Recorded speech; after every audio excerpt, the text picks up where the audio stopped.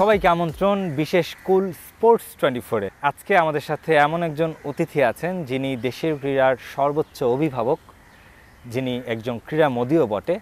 স্টেডিয়ামে যার সরব উপস্থিতি লক্ষ্য করা যায়। নিশ্চয়ই এতক্ষণে বুঝে গেছেন দর্শক কার কথা বলছি। তিনি আর কেউ নন, আসিফ মাহমুদ সজীব ভুঁইয়া। আসিফ মাহমুদ, আপনাকে অসংখ্য ধন্যবাদ এবং স্বাগত আমাদের এই আয়োজনে। ধন্যবাদ। জি, শুরুটা করতে চাই মঙ্গলবারের ম্যাচটা দিয়ে, সিঙ্গাপুর বাংলাদেশ ম্যাচ। আপনি নিজে মাঠে বসে দেখেছেন খেলাটা, আপনার সাথে অসংখ্য মানুষ স্টেডিয়ামে বসে খেলা দেখেছে এবং পাশাপাশি আমার মনে হয় অধিকাংশ মানুষেরই চোখ টেলিভিশনের পর্দায় কিংবা বড় পর্দায় ছিল কালকের এই খেলাটা দেখেছে। কেমন দেখলেন, অবজারভেশনটা কি আপনার কালকের ম্যাচ নিয়ে? যদি এক কথায় বলি তাহলে আনফরচুনেট আমরা। টিম ভালো খেলেছে, মাঝে কিছুটা ছন্দপতন হয়েছিল এবং তখনই আসলে সিঙ্গাপুর টিম সুযোগটা নিয়েছে। তবে বাংলাদেশের যে চিরাচরিত ফুটবল আগে আমরা দেখতাম, হয়তো দেখতামও না, কিন্তু মাঝে মধ্যে যাও কিছুটা দেখতাম, তার থেকে তো পুরোপুরি খেলা চেঞ্জ হয়ে গেছে। এখন আমরা যে কোনো ভালো টিমকে টেক্কা দেওয়ার মতো একটা টিম আমাদের আছে এবং আমার মনে হয় যে নতুন প্লেয়ার যারা এসেছেন তাদের বাকি টিমের সাথে বন্ডিংটা আরও বেটার হলে আমরা আরও ভালো পারফর্ম করতে পারবো। কিছু জায়গায় দুর্বলতা আছে, ফিনিশিংয়ে অবশ্যই দুর্বলতা আছে, ডিফেন্সেও দুর্বলতা দেখা গেছে। আমার মনে হয় যে এগুলো আমরা আস্তে আস্তে কাটিয়ে উঠতে পারবো এবং অদূর ভবিষ্যতে বাংলাদেশ ফুটবল টিম এই যে রিব্র্যান্ডিংটা হচ্ছে, ফুটবল টিম আন্তর্জাতিক অর্জনের দিক থেকেও এটাকে আপহোল্ড করতে পারবে। জি, মাঠের খেলার কথা বলছিলেন আপনি, কিছু দুর্বলতার কথা উঠে এসেছে। মাঠের বাইরে যে ক্রেজটা ছিল, যে ভাইবটা ছিল থ্রু আউট দ্য কান্ট্রি, সেই অনুভূতিটা আপনি কেমন লেগেছে আপনার মানুষজনের? যে দ্যাট ওয়াজ অ্যামেজিং, যে মানে যে রিব্র্যান্ডিংটা আমরা ফুটবল, ক্রিকেট সহ যে স্পোর্টসগুলোতে আমাদের সম্ভাবনা আছে সেই স্পোর্টসগুলোতে করতে চাচ্ছি, সেটা অনেকটাই সহজে হয়েছে ফুটবলে আমি বলবো। তবে এর পেছনে অনেকগুলো অনুঘটক আছে। আমাদের হামজার বাংলাদেশ টিমে আসা এবং ফলোড বাই হামজা আরও কয়েকজন ভালো প্লেয়ারের অন্তর্ভুক্তি, এটা একটা বুস্ট দিয়েছে ফুটবলের রিব্র্যান্ডিংয়ের জন্য এবং ফুটবলের যেই সচেতনতা এবং ফুটবলের প্রতি মানুষের আগ্রহটা বেড়েছে এবং এটা আমরা মনে করি যে আমাদের সামনের কাজগুলোকে সহজ করবে। আসলে অনেক কাজ করার বাকি এখনও। শুধুমাত্র ন্যাশনাল টিমে কিছু প্লেয়ার অন্তর্ভুক্ত হলেই কাজ শেষ হয়ে যায় না, এখান থেকে শুধু কাজটা শুরু হয়েছে। আর আমি এর আগেও বলেছি যে আমাদের দীর্ঘমেয়াদী প্রসেস হবে খেলোয়াড় তৈরি করা। ফুটবলটা ছিল ক্লাব কেন্দ্রিক, ক্লাবের জনপ্রিয়তা ছিল আকাশচুম্বী। ক্লাব ফুটবলটাকে এগিয়ে নিয়ে যেতে, ক্লাব ফুটবলটাকে আরও বেশি জনপ্রিয় করতে আপনার চিন্তাভাবনাটা কি? যখন ক্লাব ফুটবলের বাংলাদেশে ছিল আবাহনী, মোহামেডান, তখন কিন্তু আমাদের ন্যাশনাল টিমও তুলনামূলক ভালো করতো। ডোমেস্টিক ফুটবলটাকে শক্তিশালী করতে হবে, এর বিকল্প আসলে কোনো কিছু নাই। ক্রিকেটেও সেম, অথবা যে কোনো স্পোর্টসেই ডোমেস্টিক ইয়াতে যদি কম্পিটিটিভ স্পোর্টস থাকে তাহলে সেটার রিফ্লেকশনটাই আসলে ন্যাশনাল টিমে, ন্যাশনাল ফুটবলের উপর পড়বে। বয়সভিত্তিক ফুটবলের কথা যদি বলি, জেলা কিংবা বিভাগীয় পর্যায়ের ফুটবলের কথা যদি বলি, স্কুল ফুটবলের কথা যদি বলি, এগুলা চালুর ব্যাপারে কি করতে পারছেন, আমি কি করণীয়? দেখেছি যে ক্রীড়া পরিদপ্তর থেকে আমাদের অনেকগুলো টুর্নামেন্ট হয়, যেমন গোল্ড কাপ ফুটবল টুর্নামেন্ট, যেটা হতো আগে Bangabandhu gold cup football tournament নামে, আরও অনেকগুলো আছে। তো আমরা সেই টুর্নামেন্টগুলোকে আরও বেশি এঙ্গেজিং করার দিকে মনোযোগ দিচ্ছি, যেগুলো ক্রীড়া পরিদপ্তর থেকে হয়। তারপরে বিভিন্ন স্কুল কলেজের লেভেলের হয়। এছাড়াও আরেকটা জিনিস যেটা বাংলাদেশে আগে একটা সময় হয়তো ছিল, এখন সেভাবে নেই, যেমন সরকারি বিভিন্ন প্রতিষ্ঠান, দপ্তর সংস্থার যেই টিম থাকে, এই সার্ভিসেসগুলোর টিমগুলোকেও আবার সক্রিয় করব। এর বাইরে আমাদের ক্রীড়া পরিদপ্তর থেকে যেই টুর্নামেন্টগুলো হয় সেগুলোকে আরও মোর এঙ্গেজিং করাটা হচ্ছে আমাদের উদ্দেশ্য। আপনারা যদি দেখেন এবারের যেই আমাদের তারুণ্যের উৎসব ছিল, 2 মাসে আমাদের সারা দেশে শুধু মেয়েদের ফুটবল ম্যাচ হয়েছে 800+। এই সময়ের মধ্যে আমরা প্র্যাকটিসটা সেট করে দিয়ে যেতে পারি এবং পরবর্তী যেই সরকারে আসুক তারা যদি এটা কন্টিনিউয়েশনটা রাখে তাহলে আমি মনে করি বাংলাদেশের ফুটবলে ভালো কিছু হওয়া সম্ভব। একটু দেশের বাইরের ফুটবলের দিকে যেতে চাই। ব্রাজিলের সাপোর্টার হিসেবে আপনার নেক্সট ওয়ার্ল্ড কাপে কি মনে হচ্ছে, যে ব্রাজিলের সম্ভাবনা আপনি কতটুকু দেখছেন? অন্যান্য বারের তুলনায় একটু কম কিছুটা মনে হচ্ছে কিনা এবার? আমি আশাবাদী, দেখা যাক, কারণ ওয়ার্ল্ড কাপ এমন একটা মঞ্চ যেখানে আসলে কোনো কিছু প্রেডিক্ট করা খুবই টাফ। 2022 ওয়ার্ল্ড কাপে ফার্স্ট ম্যাচ দেখে তো আমরা কেউই ভাবি নাই যে আর্জেন্টিনা এটা চ্যাম্পিয়ন হয়ে যাবে। তো ওই মঞ্চে তখনই বোঝা যাবে যে আসলে কি ঘটতে যাচ্ছে বা কি হবে। জি, এই রাইভালরিটা কেমন এনজয় করেন? আর্জেন্টিনা ব্রাজিলের একটা রাইভালরি কিংবা বার্সেলোনা রিয়াল মাদ্রিদের, অবশ্যই এটা আমরা তো বিভিন্ন সময় আপনার ফেসবুক পোস্টে আমরা দেখেছি এর আগের পোস্টগুলোতে যে এক ধরনের রাইভালরি আপনার কাজ করে আপনার মধ্যে আছে। এটা তো সব ফুটবল ফ্যানদের মধ্যেই, এটা ওয়ার্ল্ড ওয়াইড, এমন না যে শুধু আমাদের। তবে বিগত সময় যখন খেলা দেখতাম ওটা একটু শেয়ার করা ফ্রেন্ডদের সাথে, তো ওই জায়গা থেকে এখন একটা দায়িত্বের জায়গা থেকে এখন ডিফিকাল্ট হয়ে গেছে, এখন হয়তো একটু ডিফিকাল্ট হয়ে যায়, বাট আমি ফলো করি, আমি দেখার চেষ্টা করি যে কি হচ্ছে বা ইয়ে হচ্ছে। অলমোস্ট 1 বছর হয়ে গেল আপনাদের যে গভর্নমেন্ট, এই 1 বছরে আপনি যেখানে দেখতে চেয়েছিলেন বাংলাদেশের ক্রীড়াকে সেখানে আপনি দেখতে পাচ্ছেন কিনা? এক্সপেকটেশন তো অনেক বেশি ছিল নিজের থেকেও, এবং পুরো মন্ত্রণালয়ের থেকেও এক্সপেকটেশন বেশি ছিল, কিন্তু অনেকগুলো চ্যালেঞ্জও আমাদের ছিল। এবং এটা তো জানেনই যে একটা, আমরা যখন এসেছি তখন অলরেডি আমরা বাজেটও পেয়ে গিয়েছিলাম এবং সব কিছু এক ধরনের প্ল্যানের মধ্যে ছিল, এটা জাস্ট আমাদেরকে কন্টিনিউ করে যেতে হয়েছে। এর মধ্যে কিছু নতুন জিনিস আমরা ইনক্লুড করেছি, করার চেষ্টা করেছি, যেমন তারুণ্যের উৎসবের মাধ্যমে আবার সবাইকে জাগিয়ে তোলা এবং আমাদের কালচারাল ডাইভার্সিটিটাকে ফুটিয়ে তোলা, এবং খুব সফল একটা প্রোগ্রাম ছিল সেটা। এবছর আমরা করছি, আমাদের থিম সংটা গতকালকে রিলিজ হলো স্টেডিয়ামে। এবং যেটা ছিল যে স্পোর্টসে আমাদের আসলে মনোযোগটা তুলনামূলক কম, এবং একটা থার্ড ওয়ার্ল্ড কান্ট্রি হিসেবে আমাদের বাজেটের স্বল্পতাও আছে, এই বাস্তবতার নিরিখেই আসলে সেটা কম। তবে আমি যেটা দেখেছি আমাদের রিসোর্স অনেক আছে। 100-তে কত মার্কস দেবেন আপনি নিজেকে এই ক্রীড়া মন্ত্রণালয়ের দায়িত্ব নিয়ে এখনো পর্যন্ত সোফার? এখনো আমার মনে হয় মার্কস দেওয়ার সময়টা এখনো হয়নি। খুব ডিপ্লোম্যাটিক অ্যানসার, যখন শেষ করব তখন। খুবই ডিপ্লোম্যাটিক অ্যানসার। অবশ্যই ক্রিকেট নিয়ে আলোচনা হবে স্পোর্টস বাজেট নিয়ে। তবে ছোট্ট একটা বিরতির সময় হয়ে গেল। কুল স্পোর্টস 24-এ কিছুক্ষণের মধ্যে হচ্ছে।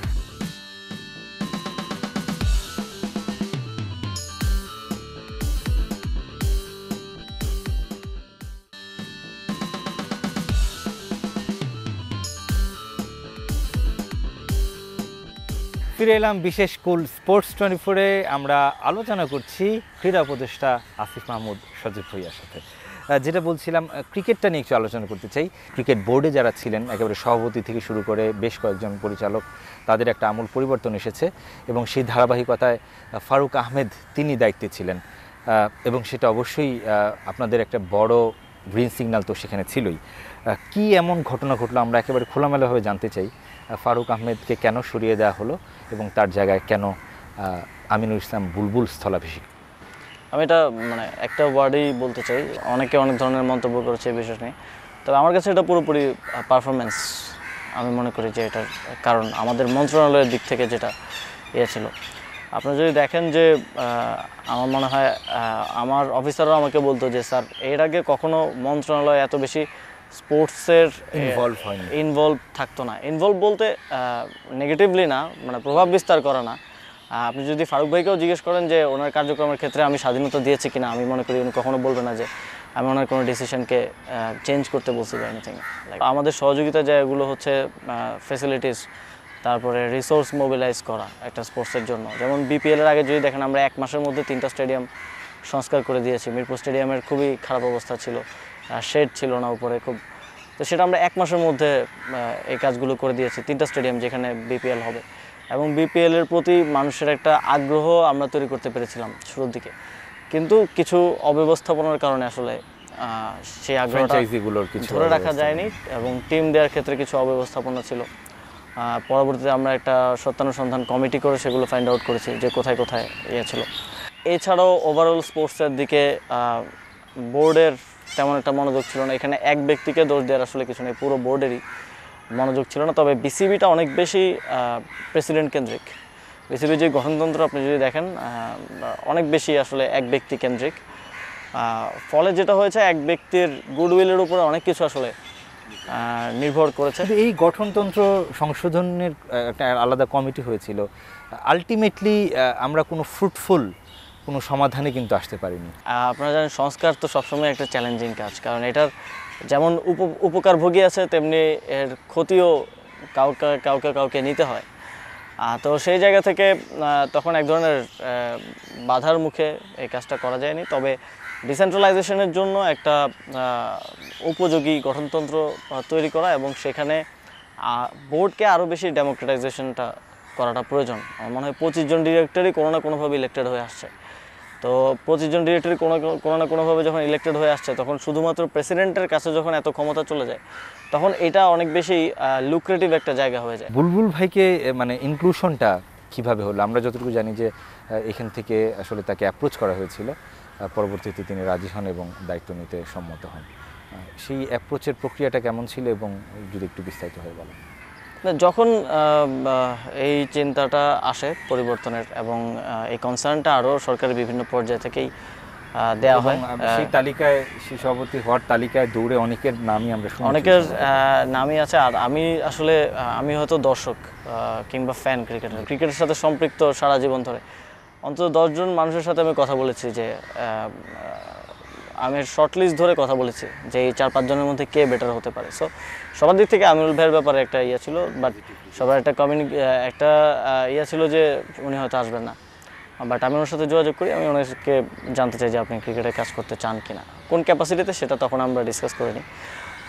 এবং ওনাকে আমি দেশে আসতে তখন বলি এবং উনি দেশে আসেন। আমরা তারপরে ডিসকাস করি বিস্তারিত, এবং ডিসকাস করার পরে মোটামুটি একটা সিদ্ধান্তে আসা যায়। সামনে ইলেকশন রয়েছে, আপনার কাছে কি মনে হয় যে আপনি কাকে দেখতে চান সামনের একেবারে ধরেন 4 বছরের জন্য সভাপতি হিসেবে? আগের কমিটির মেয়াদ শেষ হবে অক্টোবরে। কাকে দেখতে চাই এটা মানে এটা একটু আর্লি টু সে। আমি আবারও বড় মতোই বলবো, আমি পারফরমেন্স দেখব। সিলেকশন কমিটি যেমন প্লেয়ারদের পারফরমেন্স দেখে, আমিও বোর্ডে আসলে পারফরমেন্স দেখবো, এবং আমি না শুধু দেশের মানুষ দেখবে যে কারা ভালো পারফর্ম করতে পারছে অথবা কাদের সেই সম্ভাবনাটা আছে। তার উপরে ডিপেন্ড করেই হয়তো সামনে যে ইলেকশন হবে সেই ইলেকশনে আসলে নিউ লিডারশিপ আসবে। আপনার কাছে কি মনে হয় যে নিশ্চয়ই ক্রিকেটেরই কোনো মানুষকে আপনি সেই পদটা? আমি অবশ্যই ক্রিকেটেরই কোনো মানুষকে এখানে চাইবো। আমাদের যেটা এটা সাউথ এশিয়াতেই প্রবলেম, যে পলিটিক্যাল লোকজন ক্রিকেট বোর্ড দখল করে রাখে। এটা শুধু আমাদের না, ইন্ডিয়াতে আপনি দেখেন, পাকিস্তানেও আপনি দেখেন। ইভেন যখন আমরা দায়িত্বে আসি তখন আমাকেও আমার আশেপাশের এবং অনেকেই বলছে যে আপনি নিজেই প্রেসিডেন্ট হয়ে যান, এবং আমাকে এক্সাম্পলগুলো দেওয়া হয়েছে যে পাকিস্তানে আছে একজন হোম মিনিস্টার এবং ইন্ডিয়াতে আছে, অনেক দেশে আছে। কিন্তু আমি কখনোই এটা এই আগ্রহটা আমার ছিল না, কারণ আমি ক্রিকেটের স্পেশালাইজড ওই স্কিলটা আমার নাই, এবং মাত্রাতিরিক্ত পলিটিসাইজেশনটা কখনোই আমি মনে করি হওয়া উচিত না। তাহলে আমার মনে হয় লং টার্মে, স্পোর্টসে তো রাতারাতি ভালো করার সুযোগ নেই, লং টার্মে বাংলাদেশের ক্রিকেট ভালো করবে। জি, ক্রিকেট ফুটবল নিয়ে আপনার সাথে কথা হলো, আরও কিছু কথা হবে অন্যান্য খেলাধুলা নিয়ে, পাশাপাশি স্পোর্টস বাজেট যেটা হলো সেই বাজেটটা নিয়ে একটু কথা বলার চেষ্টা করব। আমাদের ছোট্ট একটা বিরতির সময় হয়ে গেল দর্শক। কুল স্পোর্টস 24 এর বিশেষ আয়োজনে কিছুক্ষণের মধ্যে ফিরছি।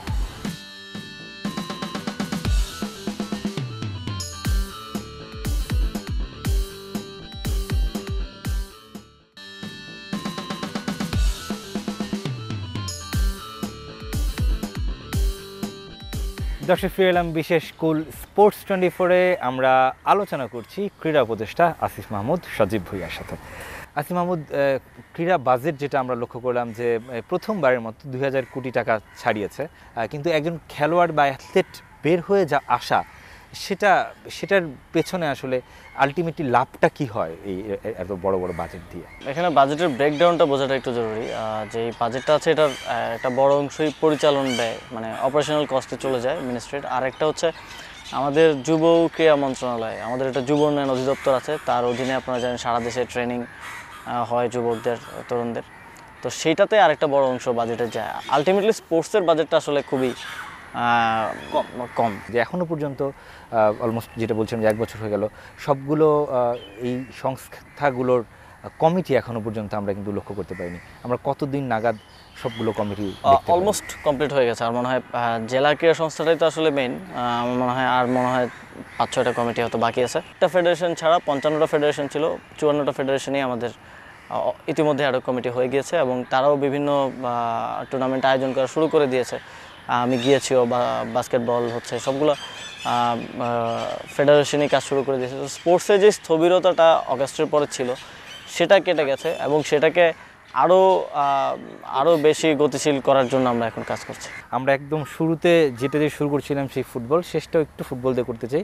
কালকের খেলার কথা আমরা বলেছি, খেলার বাইরের কথা বলেছি, ক্রেজের কথা বলেছি, কিন্তু আপনার কাছে অব্যবস্থাপনা কালকে লেগেছে কিনা মাঠের বাইরে যে পরিমাণে মানুষ ছিল সেটা দিয়ে একটু শেষ করতে চাই। সেই ব্যবস্থাটা পরবর্তীতে তো সামনে ইন্টারন্যাশনাল ম্যাচ রয়েছে, সেখানে আমরা নিশ্চয়ই আরও ভালো পরিবেশ দেখতে চাই মাঠের বাইরে।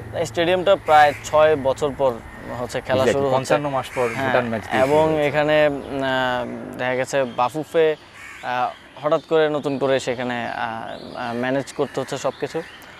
তো আমি গতকালকেই তাবিদ ভাইকে ইনফ্যাক্ট বললাম যে বিসিবির যেহেতু এই এক্সপিরিয়েন্সটা আছে, এই ক্রাউড ডিল করার, ম্যানেজমেন্টটা করার, শেয়ার করে, সেটা এক্সপিরিয়েন্স শেয়ারের মাধ্যমে আমরা আরও বেটার করতে পারি কিনা সামনে, এবং সেই জায়গা থেকে এনএসসির দিক থেকে আমরা সর্বোচ্চ সহায়তা করব, এবং আমার মনে হয় যে সামনের দিনে যত দিন যেতে থাকবে আমরা আরও ডেভেলপ করব। জি অবশ্যই, সেই প্রত্যাশা আমাদের থাকবে। আপনাদের মতো তরুণদের হাত ধরে দেশের ক্রীড়াঙ্গন আরও অনেক দূর এগিয়ে যাবে।